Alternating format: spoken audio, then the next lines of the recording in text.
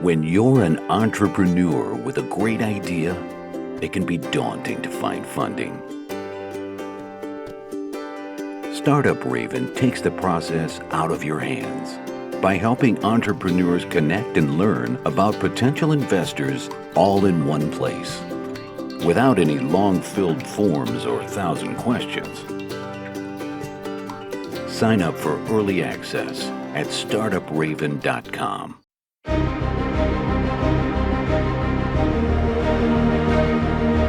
Welcome to Startuprad.io, your podcast and YouTube blog covering the German startup scene with news, interviews, and live events. Hello and welcome everybody. This is Joe from Startuprad.io, your startup podcast and YouTube blog from Germany, Austria, and Switzerland. Today I have another entrepreneur here in my interview. Hi Lucas, how you doing? Hi, thank you. Thank you for having me. I'm doing fine. Totally my pleasure. We will soon talk about two things, meaning you and your startup as one piece. It's called QuantIP. And as you can already deduce from the name, it's about intellectual property, especially patents. And you brought us some exclusive data here that we're going to be going through in the second part of the interview. We'll make some neat graphics out of that. Plus, you'll be returning with an update on this data towards the end of the year. Yeah. And what I found most interesting is the tables have been a little bit turned. I looked into your CV. As always, down here in the show notes, there is a link to our Medium blog, and there will be a link to your LinkedIn profile for everybody who would like to reach out to you. And I've seen you always jump between business and journalism, and you actually held a few journalistic editor positions. The last one I could find is with Finanzenverlag Editor-in-Chief. Can you tell us a little bit the journey, how you jump between those two, and how is it to be editor-in-chief? So thank you very much for having me again. I'm happy to start off with my journey. So originally I'm an economist by training, so to say, and after university I went through a school of journalism to start my career in financial journalism, and I did that for 12 years overall. I worked within one company within several positions in different publications, but it was all about financial markets, asset management with a special focus. And I went up the ranks to become editor-in-chief of a monthly financial magazine based here in Munich called Euro, which was aimed at professional investors and sophisticated private investors. And I got the position at the age of 34, so pretty young. And I think that the journey might be explained by why I took the interest in journalism in the first place. For me, it was very much about getting to do something new in a very high frequency, and that journalism is just a fantastic field to do that. You jump into a new topic, you don't know next to nothing about it, and then you have to dig yourself into that and get a grasp of it. You hopefully meet interesting people. You learn how to distinguish people that tell you the truth and not the truth, and partly the truth. I think you learn a lot of politics in big organizations, and you learn about dynamics in markets, and you're very close to what's happening. And I think that's a very fascinating place to be in still, although journalism is a hard area to start off as a young person. But at least back then, it was a perfect environment to learn a lot at a very fast pace. And the transition then to being an entrepreneur was basically coming from the idea that I did an executive MBA program with the Stockholm School of Economics back then. And of course, you're surrounded by people that do all kinds of things. Some are entrepreneurs as well. And I thought to myself, okay, most likely I will not end up in the realm of journalism in 25 or 30 years down the road. So I want to do something new. And the next thing in terms of learning, in terms of meeting new interesting people, is probably being an entrepreneur. And I just had to wait to find the opportunity to across this like a topic that has enough, that creates enough energy for me to make the jump. And I found that topic with patent information. Mhm.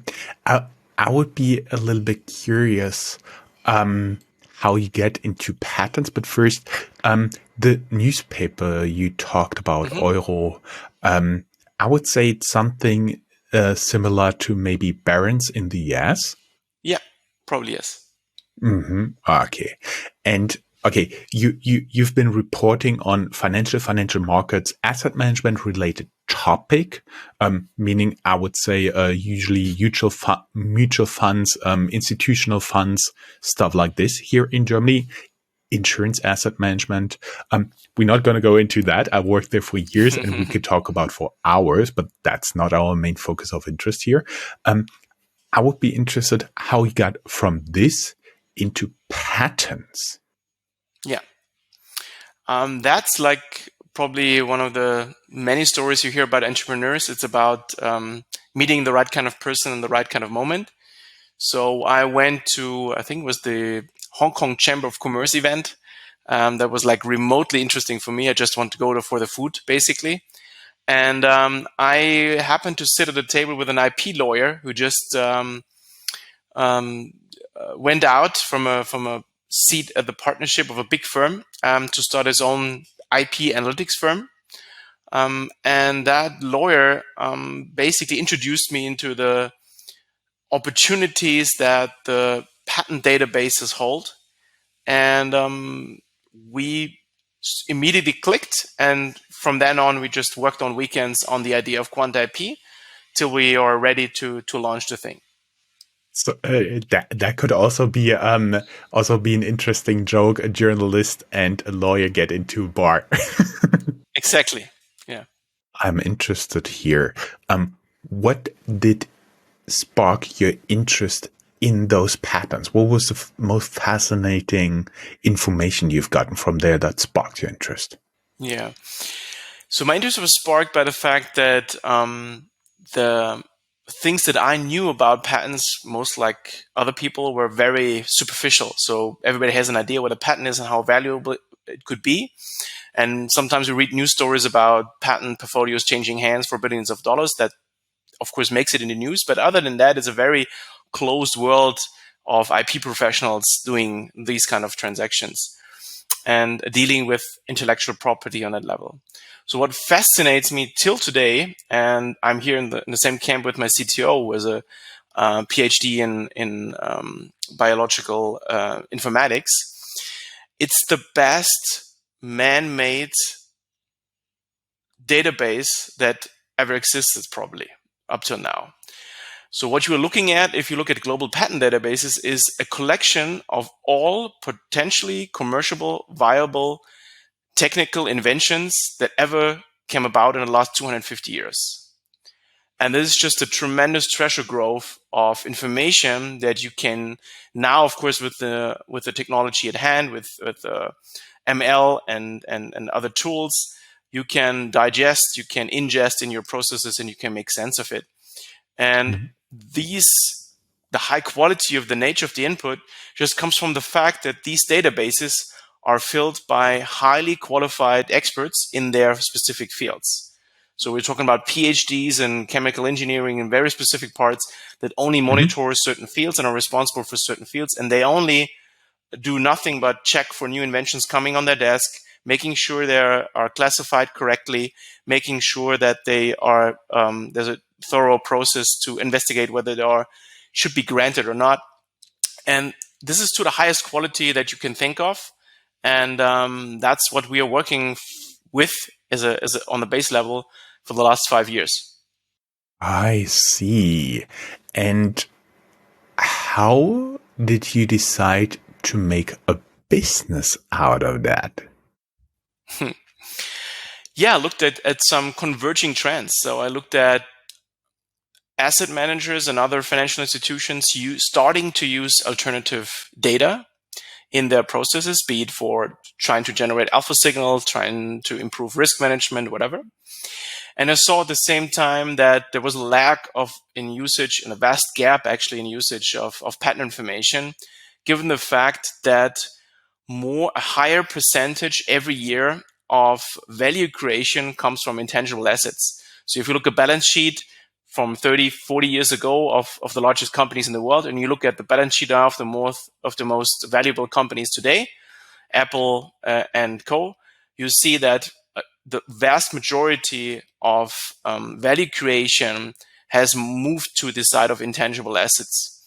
And a big part of that, of course, is patents. And for me, it was kind of obvious that if more and more people would look at it that way, there was coming more demand for a better view on that, a better analytics on that part of the value creation process of companies, especially as it doesn't show up on the book value of companies using the accounting standards as we have today. You said that is one of the pieces you can use to forecast success of a company.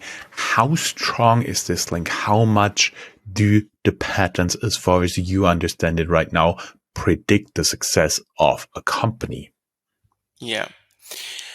It's when you look at the timeline, of course, we're talking about patent publication, which takes place about 18 months after filing. By that time, most of the patents are not yet in production in a product, let's say. And that means we're talking about a leading indicator per se. So those products have not been, impacted yet by the patent publication you can look at. And the revenues maybe take even longer than that. And of course, we have huge differences in terms of sales cycles, pharmaceuticals versus, let's say, consumer electronics. And the shorter the sales cycle, the shorter the lead time of patent publications, the longer the sales cycle, the longer the lead time you have. So that's something very important to call out in the first place. There are huge differences from industry to industry. And the same goes, of course, for the importance of IP for value creation.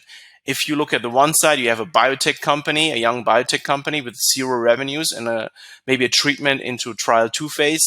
Everything will be dependent on the quality of the IP that developed in the last 2, 3, 5 years.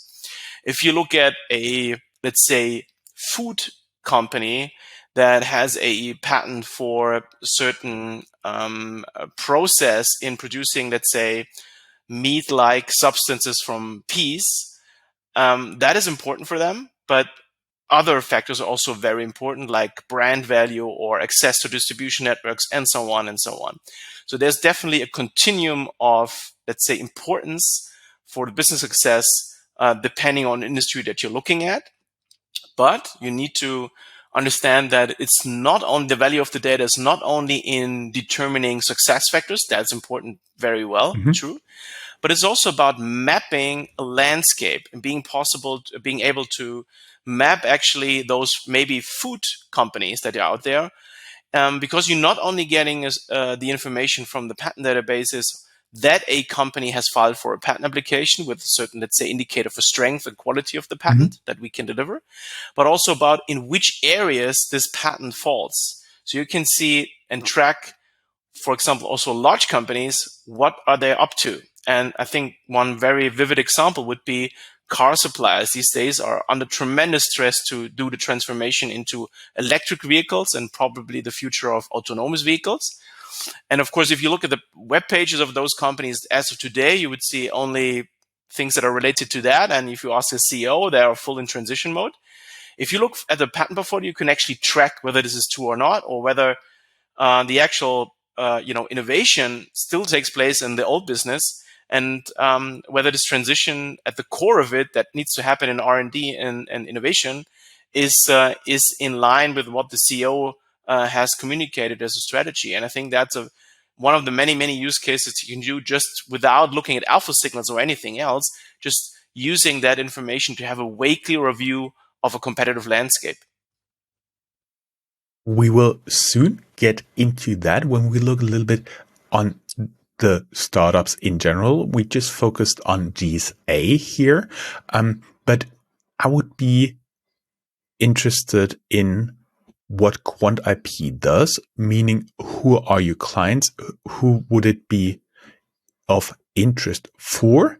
Plus a little bit, where are you in your startup journey? And of course, are you open to new investors? Yeah, sure. Maybe I can start with our offering at the moment. So QuantIP offers basically three kinds of products at the moment. Number one would be data feeds that are very much tailored towards the needs of systematic and quant asset managers out there looking for investments in equities mainly. We do have a API solution for thematic search, which we probably look at the results of those in a couple of minutes, which is tailored to the needs of asset managers as well. So we have asset managers that go for themes, and as well as deal sourcing capabilities for either PE VCs or banks. We now currently help a bank with deal sourcing as well, because you can tailor the output very much to the needs of the customer. So that's a very flexible product when it comes to the output and use case. And number three, we are currently selling pre-produced, I would say, or automatically produced company research reports that are putting together everything in terms of proprietary analytics that we come up with in the last 4 years on a company level. And we are currently selling and distributing that through a couple of established platform channels and third-party research providers like Capital IQ from S&P, Refinitiv, AlphaSense. So we use the platforms that already where currently customers already consume research on single company level. That's what we're doing right now. We came to that point to that kind of offering about 18 months ago. So the first couple of years, we were very much about building the software stack around that. And we took also 1 to 2 pivots, as many startups do. But I think from what we saw in the last 18 months with the current offering, that's where we want to go. We saw an increase from 0 customers in that to 24 customers. We are moving from 0 revenue to most likely closing in on break even with a subscription model and very favorable MRR and retention rates within the next 6 to 12 months. So we really think it clicked now, and it also might be interesting for other listeners here that this is a market who seems to be, it's not only us being successful here. We see a lot of interest in the market from existing IP software and data analytics providers. There's basically an oligopoly of 3 major providers globally. And one of them is very active, buying basically up IP analytics companies on a you would say monthly basis almost these days. So there's definitely something going on here. Did they already reach out to you guys? I don't know if I want to speak, but we speak to a lot of people. That's true, yeah. Meaning, yes, they did. I see. Going a little bit into what you guys are actually doing. So we'll shift here a little bit between me and graphics. And for that, let me quickly activate the screen share here. Here we go. You brought us some data on patent filings, meaning this is a leading indicator because, as you said, depending on the patent, it can take a year and a half until you get it, but the filing is already official and in the databases, and that's what you're grabbing here. I've did some digging and I found a little bit over 460 different categories and more than 16,000 patents we have here in just this small sample you shared with us. What I found interesting is that there is not a big difference between Germany, Austria, and Switzerland here from the data we can see right now. I'm sure you can elaborate a little bit on what this data actually is, how far it goes back, and so on, and where it is sourced from. I found less than 100 Austrian startups, more than 220 Swiss startups, and almost 1,200 German startups. But on average, they have somewhere between 5 and 5.3 patents per company. Is that a good sign? I mean, first of all, it's very much about how we tailor the sample that we're looking here at. So overall, we're talking about 3 to 4 million new patent applications per year globally, and of course, the vast majority of that, in terms of absolute numbers, is coming from large organizations with large R&D budgets. Because filing for a patent just means that you or have a manifestation or a data point that is pointing you towards an R&D spending that already has happened in the past. So it's already a business decision that you're looking at as well, because you went through with the money that you spend and also took the money out to file actually for a patent application for your invention. So what we put together here for this podcast is a look at the DACH region in terms of startup activity. And of course, we need to close down the universe on startups. And we did that by looking at companies that filed their first patent application in 2018 or later. Mm-hmm. So those are young companies. And we looked at companies with a invention portfolio. So patent and invention is slightly different. Invention is the new thing. And the patent is the protection for that. You can have more patents based on one invention than one. One would be you're securing your patent in one jurisdiction. If you then go to, let's say, from Germany to the US, you need another one. Then you have two patents, but you have one invention. But the invention is actually the innovative step, and that's what we want to measure, and what of our most of our customers actually want to measure. So we took a sample from 3 to 9 inventions. That would be young companies with 3 to 9 inventions in the portfolio currently. That's our startup definition for this purpose here.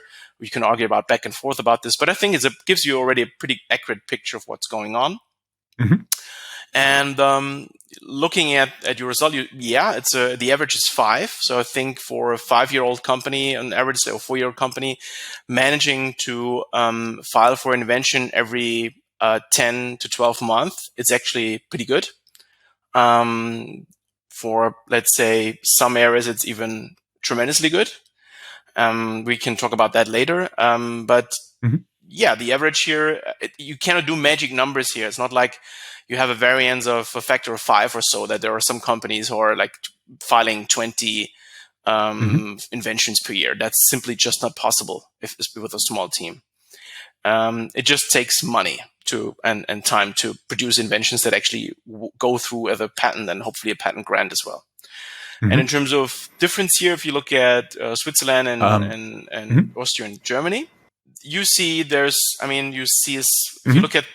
if you look at the numbers in terms of this market size or population size of the countries, you see that Switzerland on a relative basis is a little bit stronger than Germany, and Austria a little bit falls behind that, but it's all very much in line. And this is no big surprise, as I would say, startup and I would say business structure of those countries is pretty similar. You would definitely see bigger variations if you go to, let's say, Greece or other European countries that are more different in terms of the structure of the economy. Mm-hmm. What I found interesting, we'll soon go through like the top filings in our sample we had per country. But what has been leading the charge, Switzerland, everybody has on top of their mind the banks, the chocolate, the watches and all of that. But it was actually biotech patents that is reigning supreme there. Yeah. I mean, especially in Switzerland. And of course, you have large pharmaceutical companies in Switzerland. And the innovation, as in many industries, really is hard to keep up in large organizations. So it's no surprise that you see a lot of people maybe moving out of, let's say, Novartis and starting their own company with a little bit of experience and money, or you have people right from university going there and later sell this idea to one of the big ones. So outsourcing innovation has been taking place in the pharmaceutical, obviously, for quite some time. And it's no wonder they have some sort of ecosystem with a lot of funding, a lot of exit opportunities for founders and entrepreneurs in Switzerland, especially. But also, of course, in Germany, with a couple of bright spots, I would say, that in biotechnology that make up for some big innovation gaps that Germany might have in other areas. So, what comes to mind is, of course, BioNTech here close to me in Mainz. maybe that is something, the geographical distribution we can talk about next time when you come back, hopefully towards the end of the year, late fall, early winter. And I did also dig through your data, and we have rising stars in the application of patents, meaning that moved most spots in your 2022 ranking. Number one is analyzing material properties. Can you give us a very rough, short idea for business majors? What is behind that? Yeah. So what we're looking here is the most filed areas. And again, this is one of the key advantages of patent information, that you can leverage a existing system of classifications with more than 200 or 300,000, depending what definition you take. Let's say 200,000 categories that are defined, maintained by absolute experts, very stable over time, and is very good to use for especially long-term trends and so on.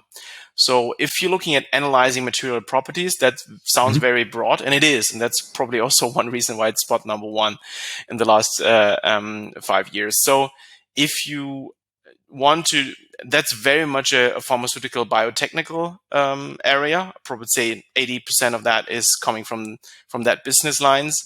But of course, if you do think about material properties, for example, in battery technology or in wind turbines, that we need to have a different we need to have very interesting properties of those blades that we put up there in 150 meters, especially in wind and rain out there in the offshore space. There is, of course, an interest in material properties from chemical properties in almost every application out there. So there's no wonder that is on that level showing a very high count here. And of course, there's always a way to dig deeper, so you can go as granular as you can imagine, and then we would probably know where things are at. But of course, with electrolysis coming later on, talk about it, but battery technologies, there's always something with material properties to that.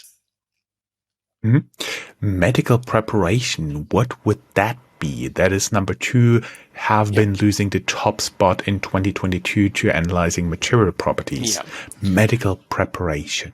Yeah, medical preparation sounds very boring, but it's actually thinking about cancer treatment. It all starts, for example, with detecting the cancer. And most of the time it means you have to take some sort of tissue from your body and analyze that. And before you can analyze anything, you make sure you have that preparation ready.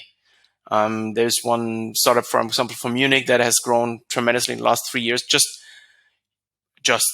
closing that gap in the value chain and making that more precise, more scalable, more error or less error prone, and preparing stuff before and analyzing stuff is super hot in terms, because diagnosis is a very hot topic at over the last 10 years. Just think about all the kinds of analyses that we need for fighting the pandemic, and without a clean preparation process for that, it's nearly impossible.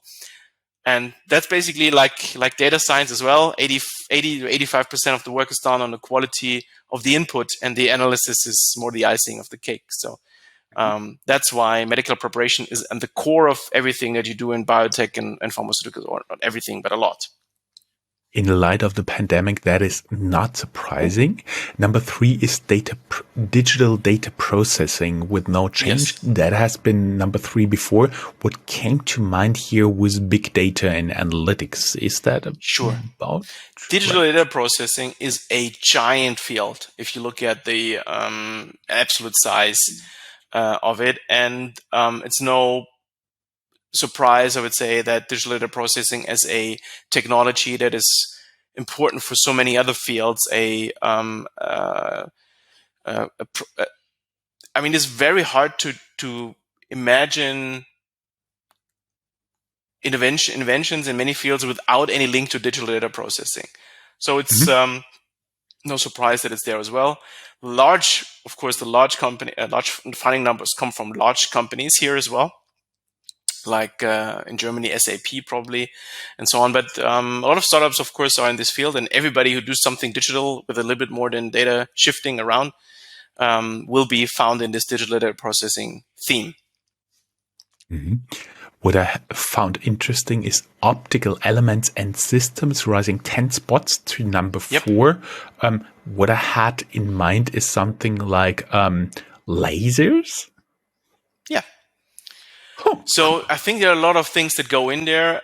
It is probably optical elements sounds more like something like in the laboratory. There are still some advancements there. That's true, but I think the vast growth in applying optical sensors into everyday items, from cars to, I don't know, mainly cars probably, of course, in terms of growth rates, but there are more cameras out there than ever, and there are more autonomous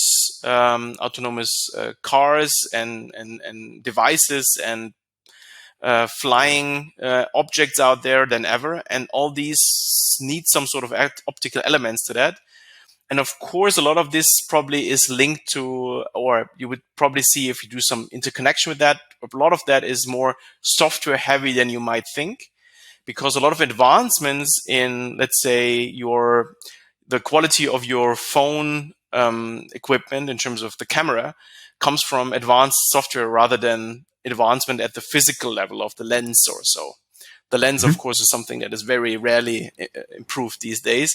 But what you do with a digital picture of that you take from this lens, that and what software can do with it, that's something which saw tremendous growth in the last couple of years.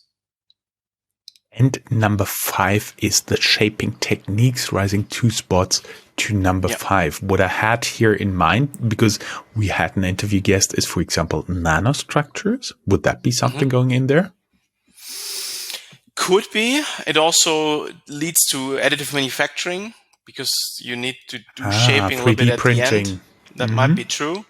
But I mean, we have a strong manufacturing bone in Austria, Switzerland, and a backbone of the company, and in Germany as well.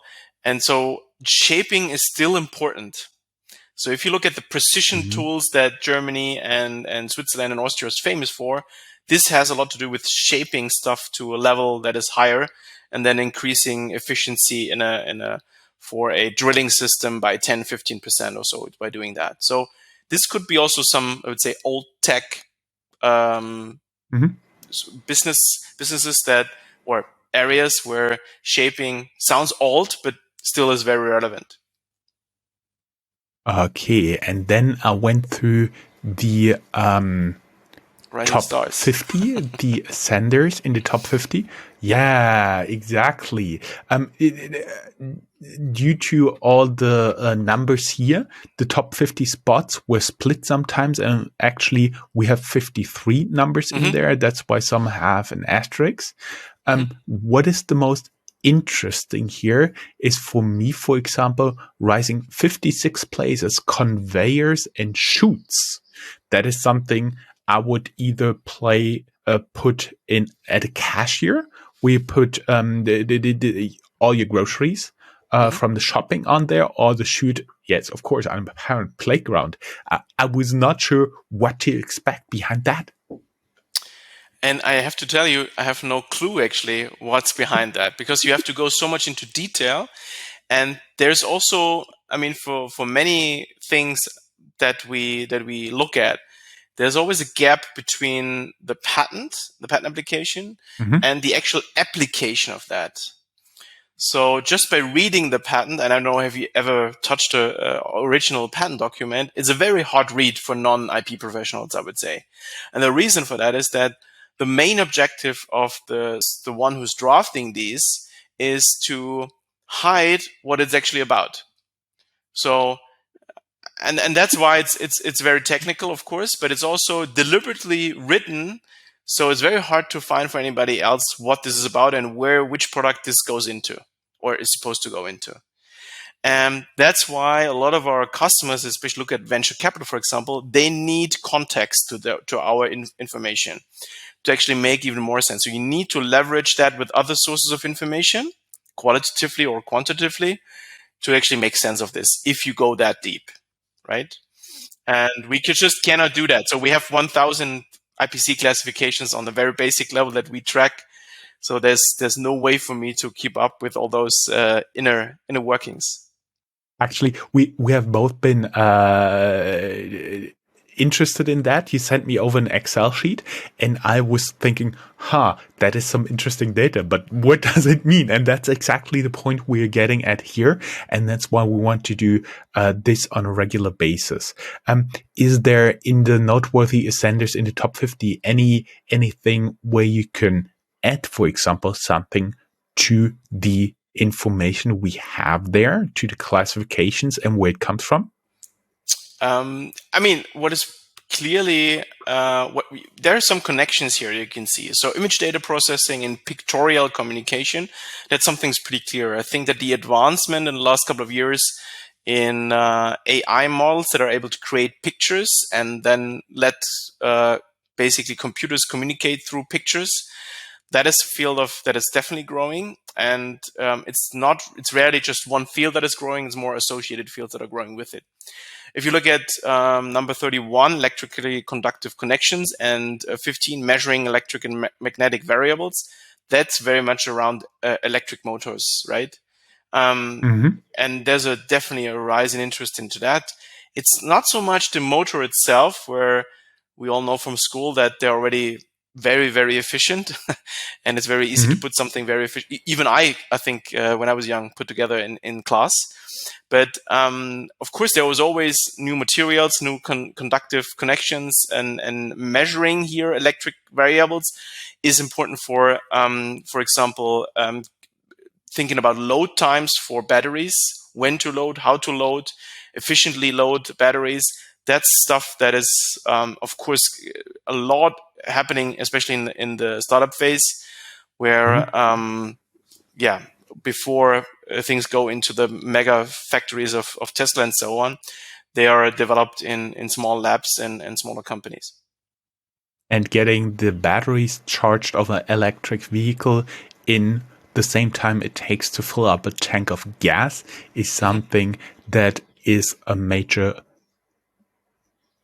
piece of being a completely electrical, no more combustion engine mobility out there. And that's why I do believe there will be some additional research here. We are running, unfortunately, out of time for our recording. Sure. I have 3 more graphics that I want to go through. One of them is the patent ranking for Germany. Of course, you can all see down here in the show notes on our blog post. The emission reduction in energy is the number 1 in Germany. And of course, the digital data processing, the materials we talked about, packages and containers is something I would put into logistics. Yes, that's true. Then we have Switzerland. Totally no surprise. As I said, biotech and related areas rule the field. Medical preparations, number 1, therapeutical chemicals, number 2, and diagnosis and identification, number 3, and analyzing material properties, if it's related or not, is the next one. And digital data processing, of course, also used in the medical field.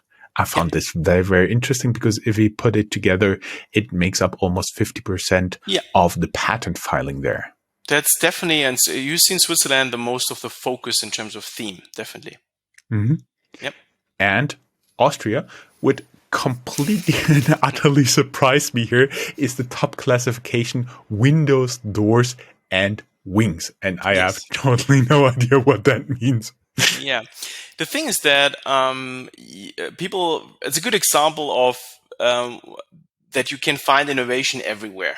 That's everybody's talking about the 2-3 things that come into mind when about what is really innovative. But windows, doors, and you see already, I think there's finishing works on buildings, number 6 or 7. So that comes in line with a good history in Austria of very successful real estate and building companies, basically. And if you think about it, it's not as easy just putting a heat pump, for example, into your home and make it more green to heat that with a renewable energy and renewable electricity. But you need windows that shut out the cold from outside, but still are making sure that you're not, eating up by a fungus. So it's not that simple, and we see very hands-on innovation going on in many areas where people wouldn't expect it. And sometimes, if you have a country like Austria, which is small but has a part of some 2-3 really big players in building, you can see a sound startup theme around that, and you see the results here with some interesting fields that you would not connect with innovation and patents right away. Fortunately, we have to say goodbye here. I'll add some of the data and additional graphics to our blog post. Everybody who would like to learn more, go on our Medium blog, link here down in the show notes. And of course, Lucas, we will have you back towards the end of the year. Thank you very much. It was a pleasure having you, and thank you for the exclusive analysis here. Thank you very much. Bye.